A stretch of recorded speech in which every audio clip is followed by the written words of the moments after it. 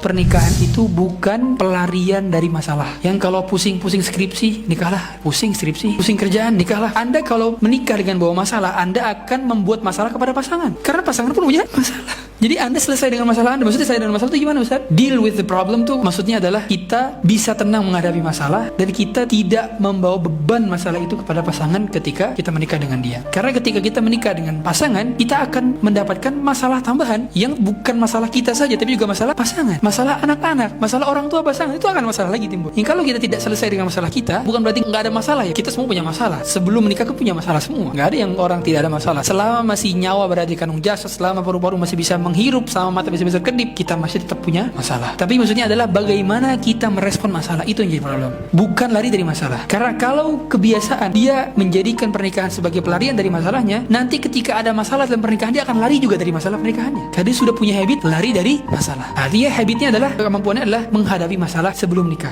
Sudah tenang dalam menghadapi masalah, dia tidak gegabah dalam masalah, menghadapinya dengan takwa ketika ada masalah. Kalau orang yang setiap ada masalah nongkrong sama teman-temannya mabuk, gimana menghadapi masalah rumah tangga? Kalau setiap kali ada masalah, dia yang dicari adalah gimana caranya pinjol dan judol. Gak bisa menghadapi pernikahan. Yang anda ketika menikah timbul lagi masalah baru. Uang hasil mahar misalkan jadiin buat judol, jadi gadain sebagainya. Jadi masalah lagi karena dia belum selesai dengan masalah sebelum menikah. Jadi kalau orang sudah selesai dengan masalah sebelum menikah, dengan tahu bagaimana menghadapi masalah dengan takwa dan dengan dewasa, dengan ketenangan, dan dia sudah mampu untuk bersiap menafkahi dirinya dan keluarganya dari nafkah batin dan lahir, maka dia dianjurkan untuk menikah.